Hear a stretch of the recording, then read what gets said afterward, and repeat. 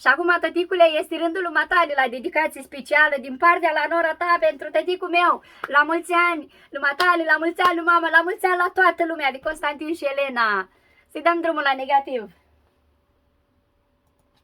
Bine! Oh.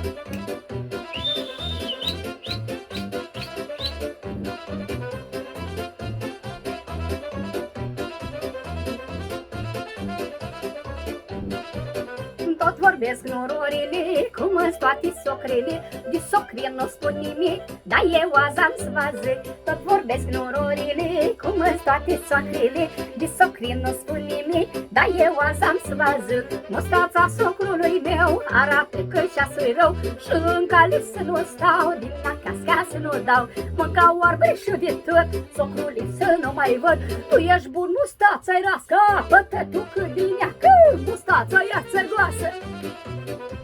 Hai, nici la brișar nu se lasă.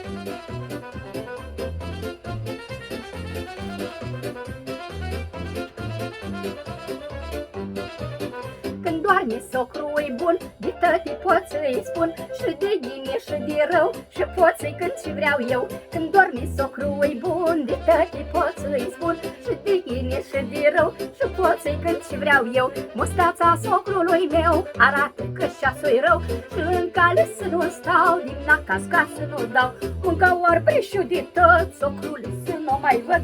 Tu ești bun, mustața-i rască, apă-te tu că din ea, și ea spune soacră mea. Din mustața și-ar tăia, mă!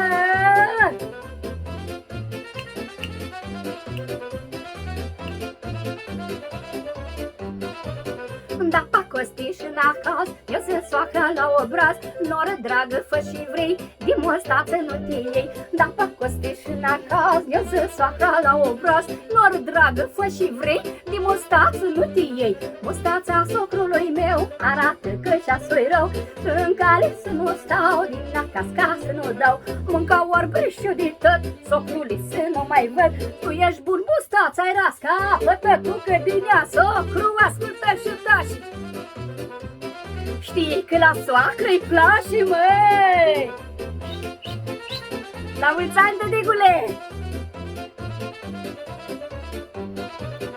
Mustășoara socrului, i-a fost făcut dorului, i-a purtat mereu noroc și la mândri și la joc. Mustașoara socrului, i-a fost făcut dorului, i-a purtat mereu noroc și la mândri și la joc. Mustața socrului meu arată că ceasul-i rău, și în cale să nu stau, din acasă ca să nu dau. Mânca oarbe și de tot, socrule să nu mai văd. Tu ești bun, mustața-i rască, apă-te tu că din ea, că mustața se zbârlește. Păi că așa rău socru mocnește. Da, cu el m-am învățat. Și de când m-am măritat, vorbim rănit, n-am stricat. La mulți ani, vă pupăgim!